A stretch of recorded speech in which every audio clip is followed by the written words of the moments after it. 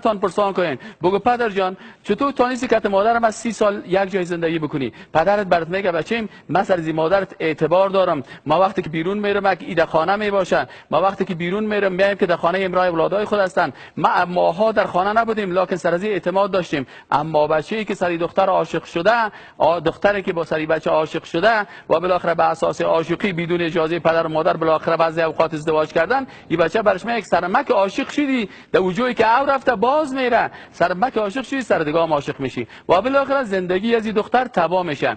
اسلام برای خواهرها بر دخترای خود، من برای دخترای خود چی پیشنهاد میکنم که دختر گلم تو حق داری ازدواج بکنی لکن زندگیت به اعتبار نساز، اعتبارت پیش مردها خراب نساز، شوهر آینده تو باید بالای تو اعتماد داشته باشن. این 4 روزه عشق عروسی عشق بازی که به حساب اروپایی هاست این تطبیق نکن که بالاخره زندگی تو را از بین میبرن. اینمی علت است که در اروپا یک زن با یک مرد به اضافه از 3 سال 4 سال زندگی کردن نمیتونه، اما در اینجا پدر خودت که مادر چه وقت تقریبا ما که پیش دان بگی چند سال است؟ یک 30 سال میشه. عاشق بودن؟ نه خیر، بدون عاشقی 30 سال زندگی میکنی. اگر عاشقی مثلا 2 سال کردن نمیتونی، چرا که اعتبار چی میشه؟ از بین میره. پس محبت واقعی، عشق واقعی، دوستی واقعی او است که او از طریق پاکی و عفت و خانواده به نظر شما یعنی عشق یعنی ایچ؟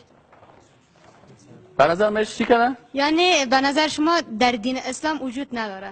یعنی دوستی و محبت وجود داره در شوکات اسلامی که منجر به ازدواج درست و صحیح شود. تشکر از شما. بفرمایید. آیا فکر میکنی که یوسف علیه السلام زلیخا یک زن بت پرست بود، یک زن کافر بود؟ آیا او میتونه یک زن کافر نمونه مثال بر تو باشه؟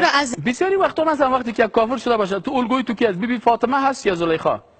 طبعا که بیبی فاطمه است، چون یک او در اصل زلیخا یک چی بود؟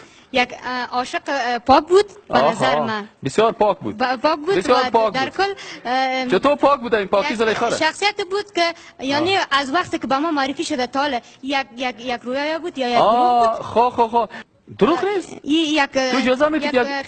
تو اجازه میدی که یک دختر یک خانم شوهردار بر عاشق شوه؟ شما فکر میکنین که یک خیال دروغ است از نظر شما؟ خیال دروغ نیست، واقعیت است. آیا زلیخا شوهر داشت نداشت؟ داشت. نه، مقصد من این است که آیا امی بحث که است امی از زمان سابق، آیا این شما یک دروغ میبینین یا یک خیال میبینین؟ چی ده مثلا؟ امی زمان قصه که بر امیر خود یعنی یوسف و زلیخا را؟ بله. یعنی زلیخا شوهر داشت نداشت؟ شوهر داشت. یوسف عاشقش بود؟ یوسف عاشقش نبود اما زلیخا عاشقش بود. بعدا اونا عاشق شدن. آیا درست است برای یک زن دیندار، زن مسلمان، زن که شوهر داره، زن که فامیل داره باز بره عاشق شد؟ زلیخا وقت عاشق شد یعنی مسلمان نبود، وقتی که مسلمان شد عاشق خداوند شد. خب بعد از که مسلمان شد عاشق خداوند شد. قبل از عاشق کی شده بود؟ قبل از او عاشق ما بودش، عاشق چی بندش. خب یعنی شما عاشقی زلیخا یک خانم شوهردار